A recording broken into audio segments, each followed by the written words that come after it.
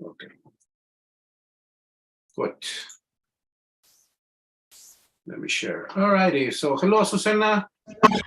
Welcome. Hey, good afternoon. So can you see my screen? Yes, Okay, I can see cool. it. Excellent. So today is about, it's about a very simple topic, but very important one. But all topics are important, but this one is, it's particularly important for English teachers because we don't tend to do that. We'll explain that in a moment. And this is called error correction. All right. So we have, as introduction, we have three squares. Can you see the squares? Yes, Okay, so it says, the first one says, when should we correct?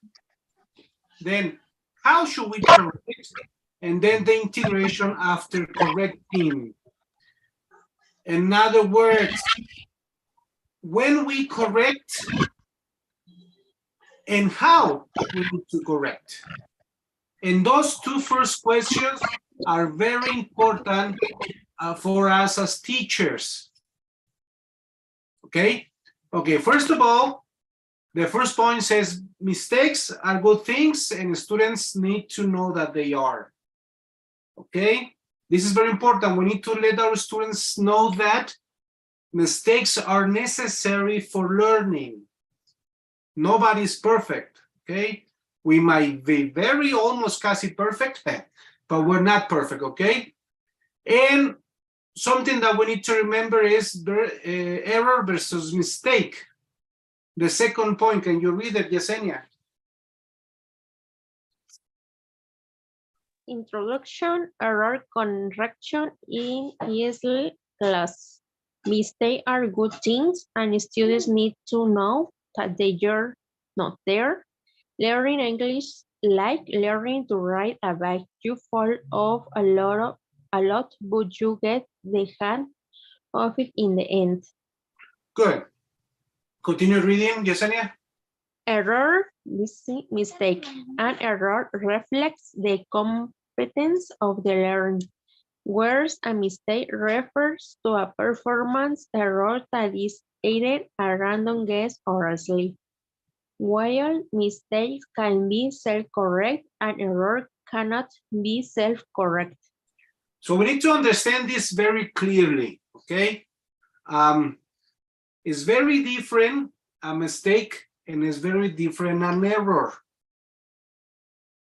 ¿Sale? In English, an error, it's a competence, and a mistake is something that they know, but they forgot. I'll give you an example. If I ask Jesse, can you tell me the name of the, I don't know, all the presidents in the United States? Unless Jesse, it's a nerd or likes history, she wouldn't know, right? She will have errors because she doesn't know. She doesn't have the competence. See the idea? Whereas if I ask Jessie, what is the name of our president in Mexico, she most likely will know. And if she makes a mistake, maybe the last name, maybe the name is because she forgot, but she knows. See the difference? Now, why is this so important? Because teachers, and let me be very emphatic on this, teachers tend to assume students know. Don't do that. Así de, today es present continuous. Dice Voltani, ¿qué es present continuous? Don't do that. Students don't know. Obviously, students will make an error because they don't know. So don't assume, never assume that your students know, because they don't. There are students. Students are students. Once you teach something and then you practice something that you have already taught, then mistakes are going to be natural. And then you can correct because you have explained or taught before. Correct? So far, so good? Okay. We're going to watch a video and look listen to this teacher and write or remember, make notes of the strategies that he does when he corrects, okay? Let me just have it ready. Un momento. Oh, okay.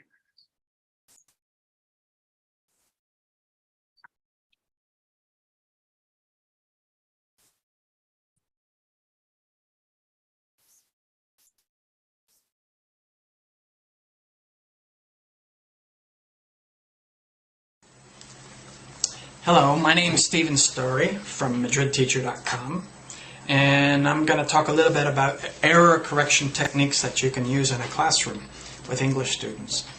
The aim of these error correction techniques is to get the students to self-correct, to notice their errors or to remind them of their errors, and sometimes to teach them about what they're doing wrong. Okay? They might make 5, 6 errors in the same sentence, so you always have to make a decision, you know, how many errors to correct, or whether to correct all of them. Okay, you might have, for example, in a sentence like, "Oh, Pablo, what'd you do this weekend?" "Dinner with your wife." Well, you have, you know, they might say dinner with your wife. Well, you have a pronunciation "your wife," and you might have a past simple error, Spanglish error, possessive adjective error. Lack of a subject error, and you have to work your way through this if you want to correct all of them. Okay, you might just come out and you reformulate. You know, no, you had dinner with your wife, and you can do this for the other students in the class, or you can do it for the student. He'll notice the mistakes if he usually makes these mistakes. You can overreact with whose wife? With my wife. It's a bit of humor for the student. You can decide not to understand. You can say, "Excuse me, what?" Give them a look, you know. Ask them to repeat, you know. If it's an ingrained error, you can say, you know, stretch the sentence out a bit. I think it needs to be longer, okay. If there's a third person error, not in this case, you might say, "Hey, third person S," okay. To overdo it, you know. She go to the disco every Friday. She goes, okay. You might repeat the sentence up to the point that you want them to correct, you know. So, dinner with wife, dinner with, you know, something like this. You can use your fingers, finger counting. Dinner with wife, you know, what's this? Possessive adjective. You can point out as possessive adjective. Dinner with my wife, okay, or your wife, my wife, whoever's wife. Well, then, you know, you can point out the Spanglish error. The Spanglish error is, in Spanish, cene, dinner, is a verb. But in English it's not, so, or at least dine. You can dine, but not dinner. So, but what's the verb that goes with dinner? Have dinner, or have dinner. But we're talking about the past, yeah? This gesture, the past. Not the future, not the present. You know, use these little gestures to demonstrate what you want them to understand or whatever. So have dinner with. And the subject, I have dinner with. But the past, I had dinner with. Okay? And you work through these things. Okay? You might say something, I went to the meeting market in my car, and the student says, "Oh, you're a car." Now, why is the student saying this? You know, you're not a car. You might say, I am not a car, I'm a person. And give them a little humor and try to elicit the correct sentence, the correct structure. Well, I think the reason they're using this is because they're regressing to an easier grammar form, or easier structure, because they're not really comfortable, or they're not able to produce actively. They're not able to produce this this present simple structure. So, okay, you are a car. You are a car, but it's a different verb. It's not are. It's you have a car. But what's the question? Do you need a subject? What's the subject? Or excuse me, what's the auxiliary? What's the auxiliary? Do you have a car? Okay, and this is how you can work through it. Okay. If there's a question word, what? Why do you have a car? So you have Ozzy, auxiliary, subject, infinitive, auxiliary, do, subject, you, have, infinitive, or quasi, a question word. Do you have a car? Why do you have a car? Okay? They might say something like, you are a teacher. Okay? And you get, no. Are you? Or you say, are you, with the finger counting, are you teacher? And they might say, no, turn it around. Are you? You are. Or you are teacher. And you get them to practice this infinitive thing. You elicit that, you are, you, because in Spanish, they don't use these articles, so you get them to practice them because they'll learn them, and then they'll never use them until you practice them for a while. So you can drill this. You know, are you pilot? Are you a pilot? Are you architect? Are you an architect? Engineer? Are you an engineer? And so on. They'll always say like not as big, not is not big. And what's the subject? It is not big, and you can drill.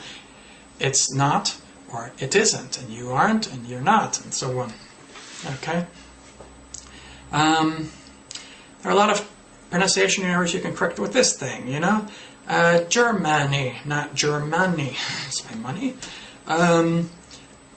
Obstacles, not obstáculos, because in Spanish they say obstáculos. Okay?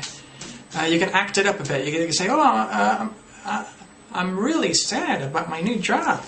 And you can say, oh, you're really sad. You can act it up a bit. You say big, small, tall, short, tired. And they might say something like, my English is short. You can use a song that you've taught them in class, that you've used in class. I don't know much English. Dun, dun, dun, dun, dun, dun, dun, dun, dun. And you listed the song, I don't know much. Or they might say people is, and you say people are. People are people. The large road. No, largo. I said, no. The long and winding road. And don't be embarrassed by your poor singing skills, because I'm not, and they won't be if they learn something from it. They might say, in pronunciation, they might say coffee. I went to the coffee. It's cafe. A-E, cafe. Cafe, not coffee. Okay? And they might say Jew. Jew, no. It's you know. And, oh, it's very nice. Now, very, you have to demonstrate with your mouth, okay? There. No, there. Okay, there. What do you want to do? No. What do you want to do? What do you want to do? You practice this first, then you show them in writing, you know? Some things are major leagues errors. They might say they want some piles, because in Spanish it's pilas. They want some batteries, so they go to the shitty to buy some piles. That could be a real problem. Okay. Well, thank you for watching, and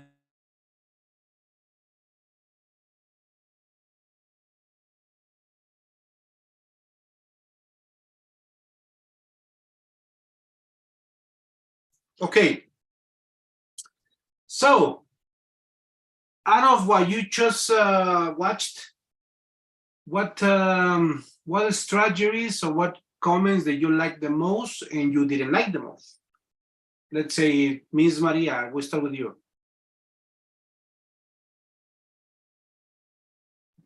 Okay. I prefer, well, I like more when he starts to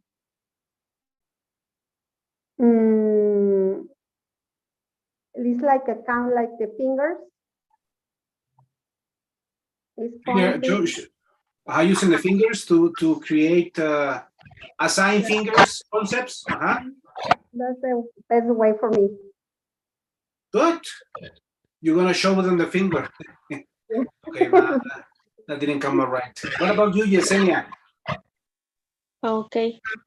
We need, bueno, we should different strategies of learning different activities, como pronunciation and tones, como tonos, which tones, Phonetics, yes. rhythms, and como, and these activities show association with activities of learning, maybe. Okay. And what? Okay. And according to the video, Yesenia, he said to correct, right?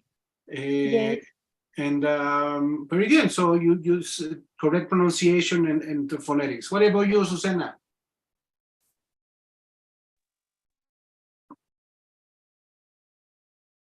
Oh, Susanna's gone. What about you, Miss Jessie? I use the song for check the correct pronunciation. I don't remember the word used, but it depends the song and say the correctly pronunciation. Very good. Excellent. Very good. Okay. Very good. All right. Let me.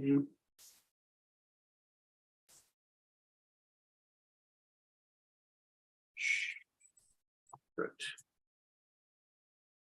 We're going to discuss some techniques that we have that we can use to correct our students, okay? Now, these techniques are in a chronological order.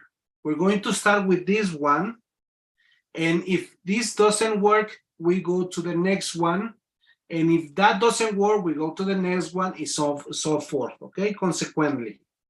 But we start always with this technique. And this is very important, teachers, because sometimes, we're going to discuss that later, sometimes, or maybe most of the time, we start with the last technique. No, we need to start with the first technique, okay? And the question, start with the question, what? Can you read, Miss Mari, please? Okay. The student will immediately know there's something wrong with a statement she produced and will help open for help. Good. Continue. At this point, you should wait for the student to correct him or herself. Very good. Check this out. We're going to start with the question, what? So what if we are teaching, for example, simple present, and then you are, and the student says something like you is, you're going to start with what? At that point, the student will listen to you and will recognize that something was incorrect, right?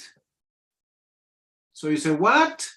And at this point, you should let the student correct himself or herself. Again, this is very important because we try to give them the answer. Don't give them the answer. Let them find the answer for themselves. So the first technique is what? But what if Juanito Perez is lost in the space and he's like, what? And he doesn't know. Well, we go to the next technique. Pinpoint error location. Can you read this, Azucena? Azucena. Yes, again, simple evaluation. If your student doesn't realize where the mistake is, try to guide him her by repeating the statement yourself and stopping right before the meeting. Wrong word. Student, I went shopping now. Teacher, I went shopping. What? When? Good. So this is the second technique. If the first technique, what didn't work, then you go to the next technique. And this is stopping and being emphatic in the part where the sentence is wrong. Like the example, I went shopping now. The first technique is what? And if the student is like, what? Then the teacher will say something like, I went shopping when? So you will again give them time to correct himself or herself. See? First what? And if he didn't catch the mistake, you go to the next technique, that is being emphatic in the part where the sentence is incorrect. But what if Juanito Perez is still lost in the space? He's very stupid. So you go to the next technique. And this is, can you read it, Jessie, please? Use fingers. In the event that your student is still confusing for in a centrally word order or the tense, use your fingers to show them the right state of missing extra words they need in their statement. Good. So like the video, right? Show him the fingers. Well, that doesn't sound right in English, but anyways, it's you're going to assign concepts to the fingers. Remember, we start with what, when, and then if not, you do fingers. A ver, Juanito. I went shopping. What, when, today, yesterday. Show him the fingers, and then he will remember using the fingers. Or like in the video, no? Do you or you do? Are you or you are? Using the fingers. But what if Juanito Perez is still lost in the space? Well, then we go to multiple choice answer. Okay, can you read this, Yesenia? Provide error correction techniques. Provide multiple choice. This is an option for semi-modeling the right answer. When you try the previous techniques and your students doesn't seem to self-correct, provide an easy, logical, multiple choice question to activate your students' memory. Students, am I engineer? Teacher, A or A? Good. So in this case, it's more direct, no? We went to what? Luego emphatic in the part. And then the fingers. And Juanito Perez is still stupid. So then you go and make some options being obvious. Like the example, I am an engineer. And the teacher is, what? You are what? The fingers, nothing works. Then you say, a ver, Juanito Perez, a or an. Right? So then you will be more emphatic. Now, in the program, when we started this program, there was another technique that that it was in between these two. And it was called peer correction. Lo quitamos porque ahora es bullying, ya sabes, la era del mazapán y de la generación de cristal y bla, bla, bla, bla, bla. pero decía que, you can Google it, peer correction, peer no de pera, sino de P-E-R, de compañero, peer correction. Like, for example, Azucena, she's lost in the space, so I would say, okay, a ver, Jesse, help Azucena. That is peer correction. I mean, I like it, but students tend to be mean. ¿No? Y para empezar, la clásica niña o niño, no, yo le digo, ¿no? Y todos, or they could be actually aggressive, ¿no? Diga, ay, Susana, no sabes. And so forth, ¿no? I like it. But you know your students, if you think that your students can handle it, that's cool. All right? But just be careful. Just Google it, peer correction in the classroom, and then you will have 1 million pages in the internet, select 1 or 2, read them, and know what it is about. Okay, so we went with what, then the emphatic in the sentence, then the fingers, then the multiple choice, but Juanito Perez still stupid.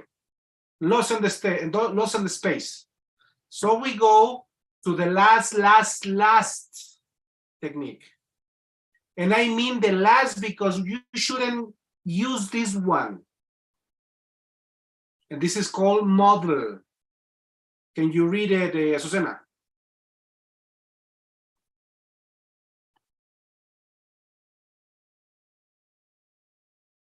Your microphone, Azucena.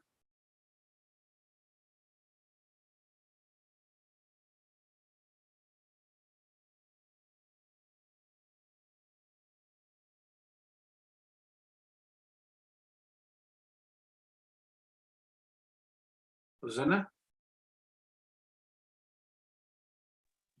Never mind. Okay, model.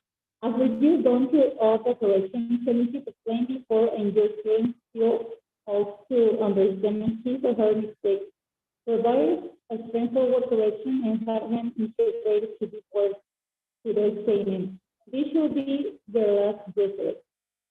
Students, he works at home, teacher. He works at home, repeat.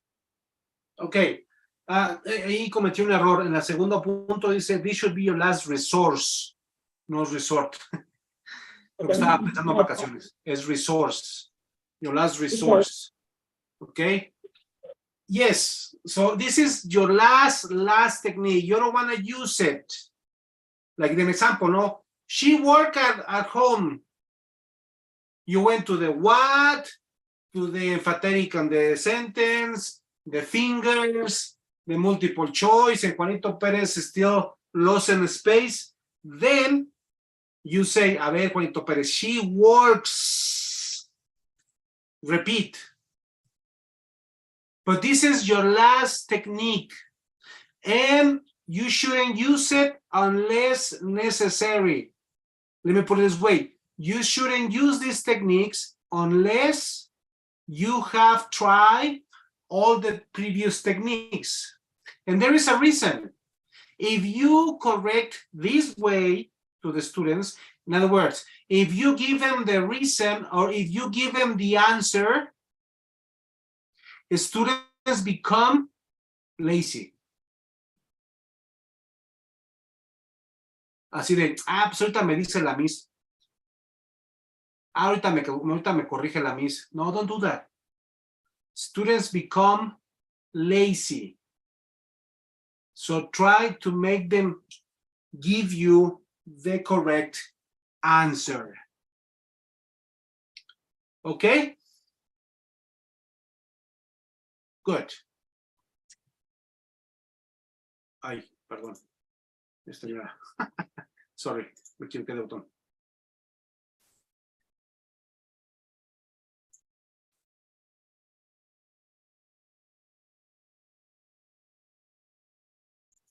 Sorry. There you go.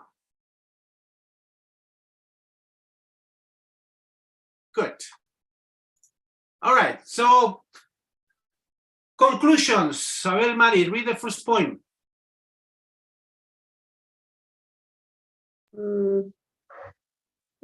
Some teachers, conclusion, some teachers correct every mistake made by their students. Other teachers rarely or never correct their students' mistakes. Continue. Both approaches have serious weaknesses.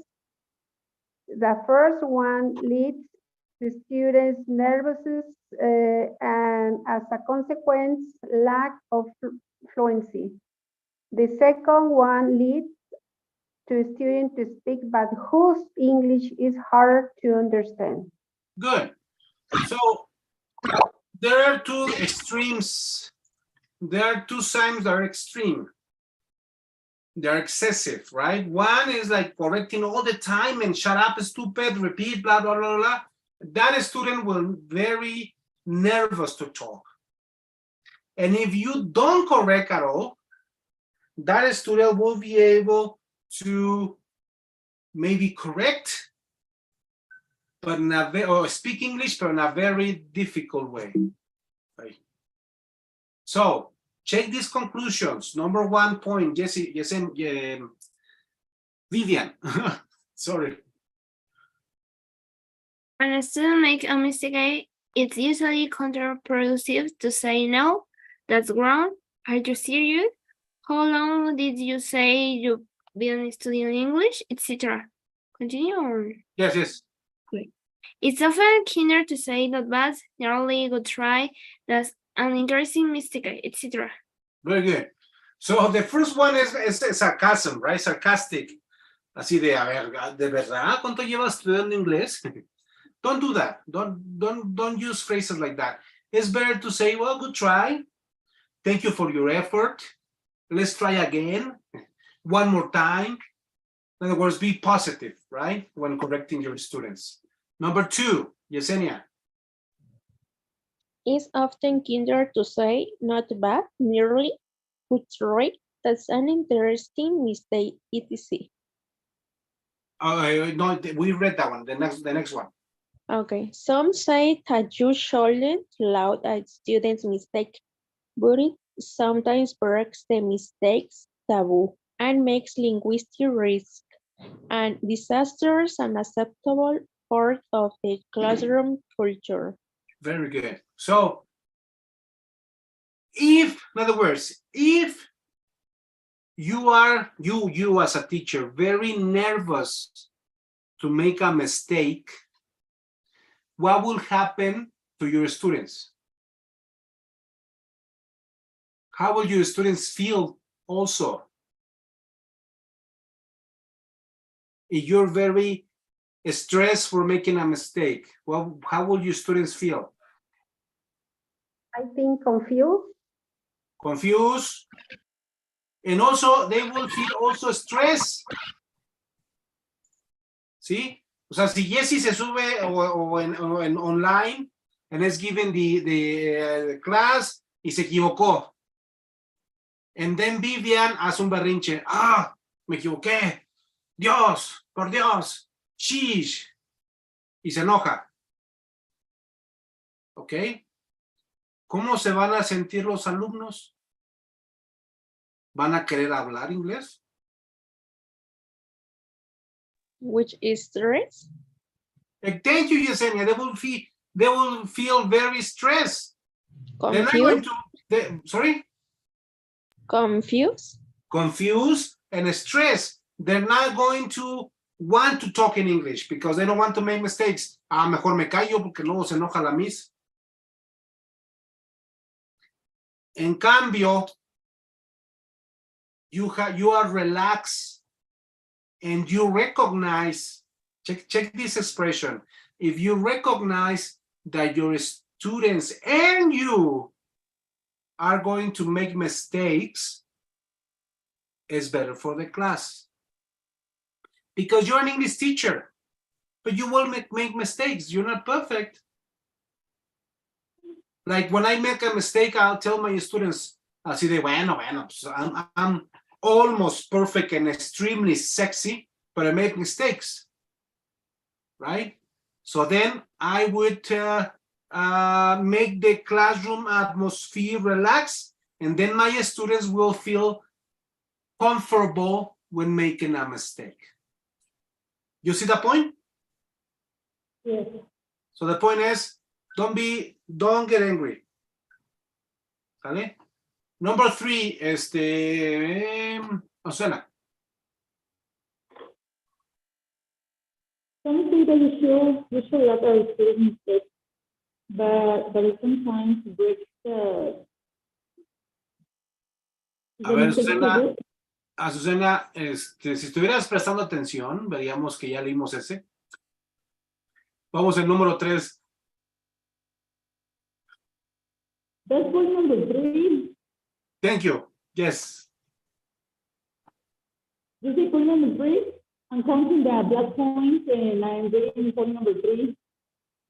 No, donde dice the ability to correct. Okay. The ability to correct the results when they make a mistake is an important one for students to develop, encourage, and give them time to correct themselves. Thank you, Susana. Sorry, I'm just, nada más estoy echando relajo. Okay, so check this point. The students need to know that mistakes are important. Students need to recognize that if they make a mistake, they will learn. Why is this important for them?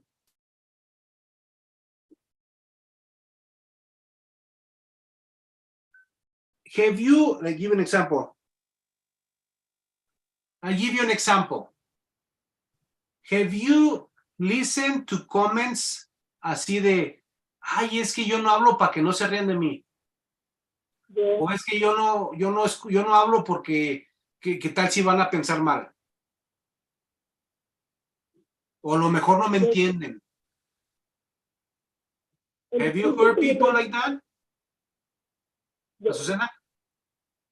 Sí, a mí me pasa con algunos estudiantes de que like just feel embarrassed to start talking English because sometimes, like you say, van a pensar como like, oye, lo estoy pronunciando mal, no, mejor ya me callo, así just stay quiet, entonces again, yo lo que hago es, aquí es el punto que me dio, like, sí, tratar de hacer la atmósfera, like, más relax, para que se sientan en confianza, so they can feel comfortable, like the other teacher, y que ellos empiecen por sí mismos a empezar a hablar y empezar a dar opiniones. Bueno, es lo que that's what I do sometimes. I try to make them feel comfortable with me. Good. Thank you for the Spanglish. Try to speak on English, but they're good. Excellent. Okay. That's my point. That's what we've been discussing. If a student is too embarrassed or too afraid to talk or make a mistake, that student is not going to speak English. You need to help them realize that mistakes are natural. Okay? Next point, Vivian.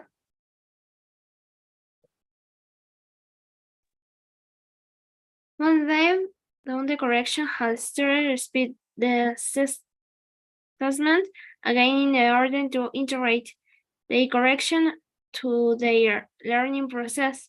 This last step is very important. Good. Excellent. So,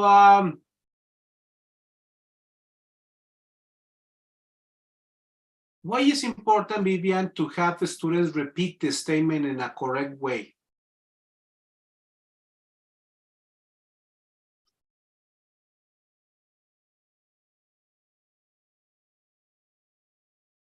Vivian?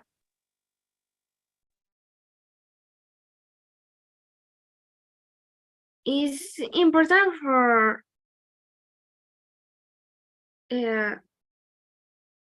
detect the mistake and continue in the process of the learn. Mm-hmm. For example, in the start the C1, I don't detect the problems or errors in pronunciation, but is the process. And next, they say, I'm sorry, I the error the pronunciation. I detect the mistake or no. Okay, yes, that you have the idea. It's important that when you do the process of correcting them and they repeat them, they will remember the correction. Hasta dicen, ¿no? Ah, no, así no era. ¿Cómo dijo la Miss que era? Right? So it's important. Now, next point. Mari, Miss Mari, please.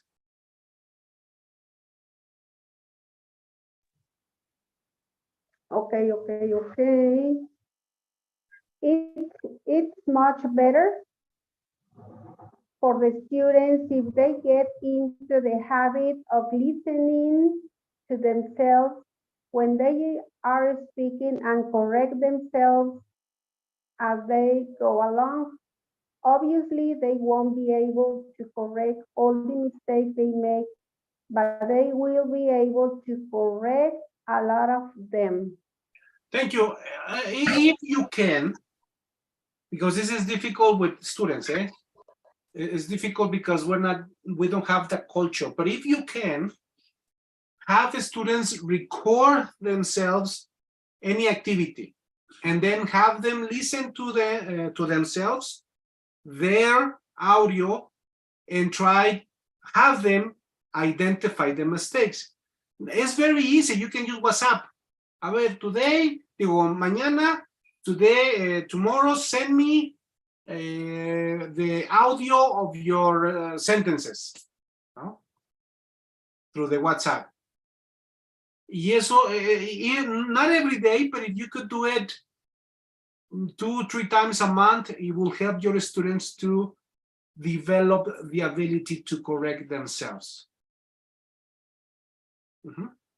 Antes era más difícil, yo usaba cassettes. Now WhatsApp is very easy. No? Super easy. And then finally, the last point is about that when you give integration, if you can do it in person or anonymously, if you can. But this is difficult because we are in a group. But the point is, don't give them the answer, follow all the techniques, and make the classroom atmosphere relax so students can feel comfortable making a mistake. See? Right. Good. Okay, so now teachers. Let me see, Yesenia is not, but Mari, you're teaching right now, ¿verdad? Tú sí estás trabajando de maestra. Yes. Sí. Y también sé que Azucena y Jessie, pero Yesenia no, bueno, no sé si estás trabajando, ¿verdad? Yesenia, ¿tú estás dando clases ahorita, no, verdad? No. Okay, never mind. That's okay.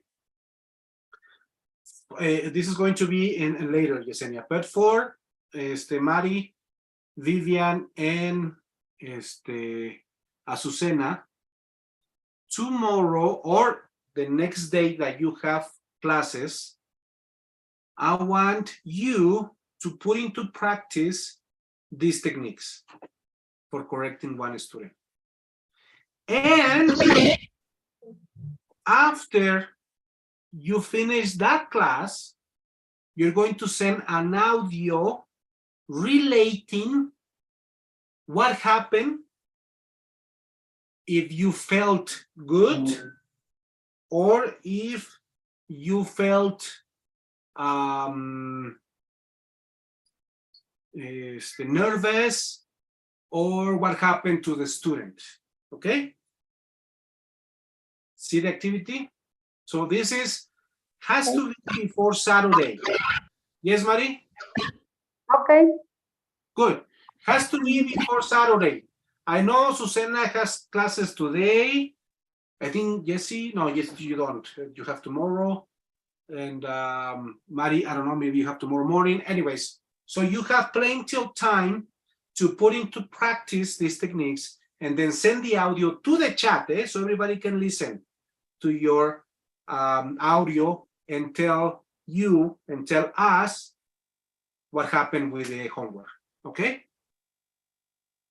All right. You have homework from last week.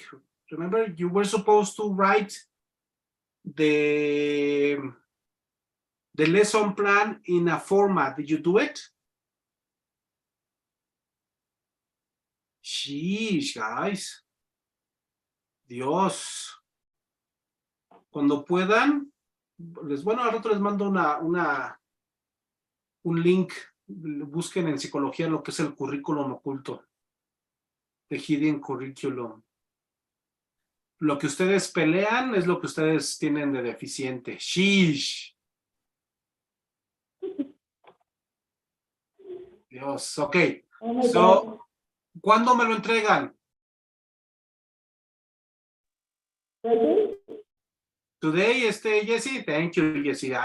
Eso, thank you. Azucena, hoy, gracias también. Miss Mari, hoy, oh, thank you también. Oh, excelente. Right. Yesenia, tú lo hiciste, no es cierto, tú lo hiciste, Yesenia. Ya me acordé, tú sí lo enviaste. I'm Yes, sorry. sí. Yes, no, I'm sorry. Very good, Yesenia. Extra point for you. Sí, Yesenia is being responsible. Okay. Good. So, please do it today, all right? So, para que no se nos acumule, pues. Entre más vayamos avanzando en el curso, van a ver que más pesadas las tareas. ¿Vale? All right. But let's call it a day. You have homework to do. Especialmente Mari, Yesenia, Vivian, Mari and Azucena. Yesenia is free. No homework for today, pero los demás sí. Y bueno, lo esperamos, ¿sale? Is there any question? No? About the class? All right. So let's take a selfie for today, like we always do. I'm on 3. 1, 2. Good. Excellent. So I will send it to you, and I will send the link so you can watch the class and do homework. See, Maria, do you understand the homework? Yes, sir. I got it. Excellent. Thank you.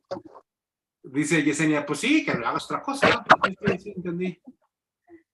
Okay. Sí, Yesenia, tú, María. Thank you, Yesenia, for doing your homework. Be responsible. Thank you very much. See you around. Okay, Take thank care. you.